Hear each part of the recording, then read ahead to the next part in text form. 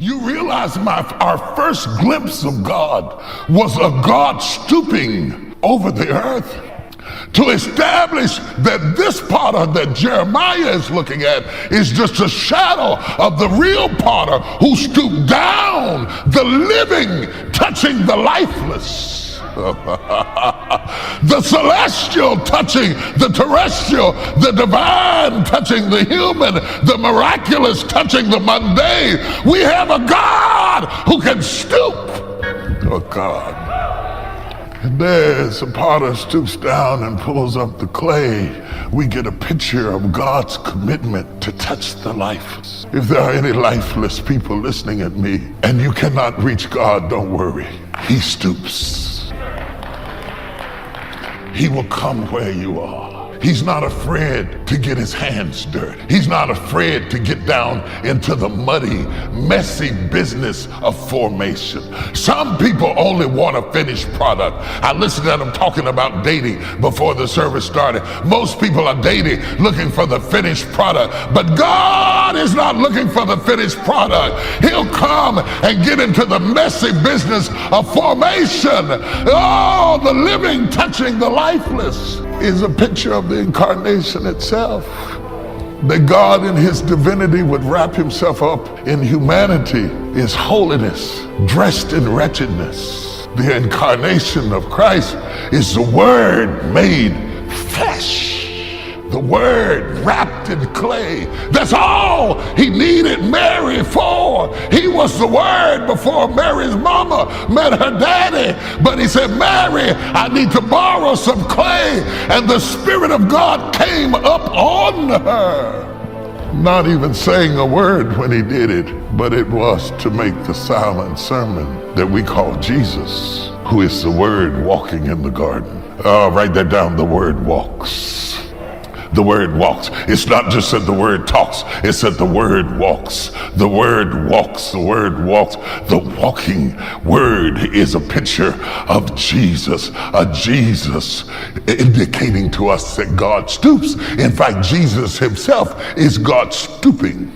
Jesus himself is God reducing himself down to his lowest common denominator, that he could come on a plane that we could behold the wonder of his glory. When God got ready to stoop, he stooped in Jesus. No wonder he says that he is the potter and we are the clay. This is what Joseph did in the scripture. He was mistreated for 13 years, betrayed by his brothers, sold into slavery, put in prison for something that he didn't do. It wasn't easy, but he kept a good attitude, kept being his best. One morning, Joseph was sitting in prison, seemed like another ordinary day, when the guard came and said, Joseph, the Pharaoh wants to see you. I can imagine Joseph's thinking, the Pharaoh? I don't know him. I don't have an appointment. I'm a slave, a foreigner. I'm in prison, and the Pharaoh's calling for me. God knows how to have the right people come looking for you. You may feel like you're at a disadvantage. You're being overlooked. No, the one who matters most has his eyes on you.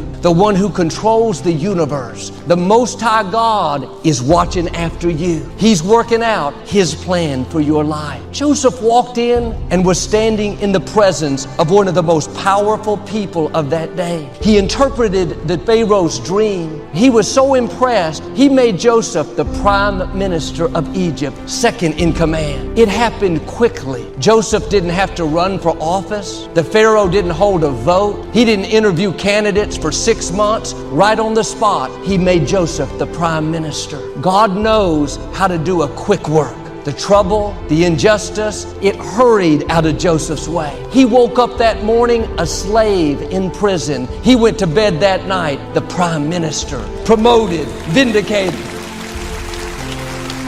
Don't be discouraged by what's not changing. Like Joseph, you may be doing the right thing and the wrong thing is happening. Your time is coming. God has these destiny moments where he's going to suddenly catapult you to a new level. It's not going to be a long process. It's going to happen quickly, unexpectedly. The right people are going to come looking for you. The promotion, the opportunity, the vindication is going to come tracking you down. After the Israelites came through the Red Sea, they wandered in the desert for 40 40 years. They thought their obstacles were too big, their enemies too strong. That kept them from going into the promised land. Now, years later, their children and grandchildren were about to cross the Jordan River and go into the land that God promised. The problem was the land was occupied with these incredibly strong, powerful people called the Anakites. They were descendants of giants. You can imagine how intimidated the Israelites must have felt. Standing at the brink of the Jordan, no doubt contemplating whether or not they should go in, God gave them a promise that helped push them over. He said in Deuteronomy 9, "Today you are about to see people that are much stronger and much more powerful. But the Lord your God will cross over ahead of you like a devouring fire.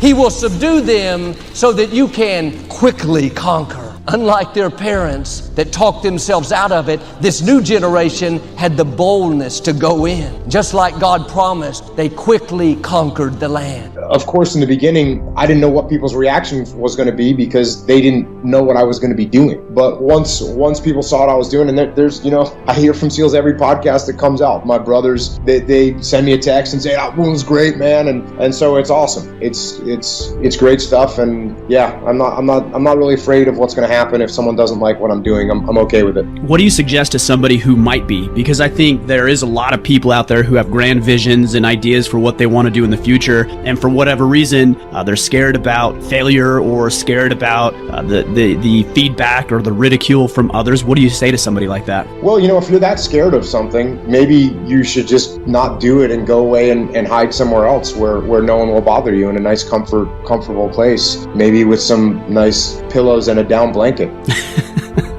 So just get over it is what you're saying. Yeah, if you believe in what you're doing and you're doing it for the right reasons, there's nothing to be afraid of. What's the worst case scenario? So someone doesn't like what you're doing? Okay, cool. They can, especially if it's something, it's anything. What are you going to do? You're not forcing something down someone's throat. If you don't want to listen to this podcast, just turn it off. You don't want to look at what I built, don't look at it. You don't want to buy what I made, don't buy it. That's the way it is. That's the last thing you should be worried about is like what other people are going to think of what you're doing, which actually there's a dichotomy of that because, as you could hear when I just said about the SEAL teams, even though I don't really care what people are thinking, the people that you do care about, you want to do something that is going to make them proud. And so if you're thinking that what you're going to do is going to be viewed poorly by people that you respect, well then maybe you should rethink what you're trying to do. But if you think people that you respect are going to like it, then you're on the right path. And if it's people that you don't care about or people that you don't respect and they don't like you, good. That's a badge of honor. Bring it. The first person that should flesh out leadership is you. The first person that makes the decision to go forward is you. Lead yourself. I will promise you, start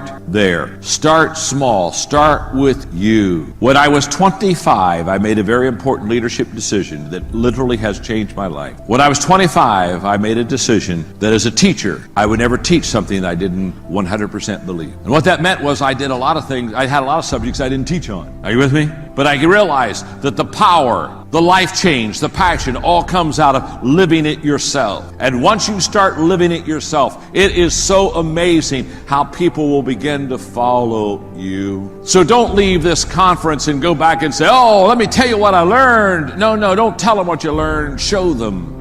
My mentor for many, many years, John Wooden, used to say to me, "John, I would look at my players at UCLA and I would say to my players, don't tell me what you're going to do. Show me what you're going to do." Last night, I was reading comments about subject matters. I did reply to some of my stuff. To your point, it was not, I remember when I was doing it, everyone's like, it's not sustainable. I'm like, and then it won't be. Right. I didn't have my pride in it. I knew that it was a nice thing to do. I was learning, I was making connections. I always, to this day, I think this way. This is why, hopefully, if some of you've met me, you've gotten a sense of me. I will never big time anybody. I came from the dirt. Yeah. Dirt. I don't have it in me to big time somebody. I promise you, every time somebody says, "Gary Vee," I'm so grateful, I'm so flattered, and so I will never take that for granted that somebody appreciates my work. I will go to the grave. And by the way, on the record, I don't even think I've started yet. I love that statement. I really am telling you the truth. Like, as you know, 10 years ago, I started making some juice. I'd already built a big business for my dad, so I had some credibility.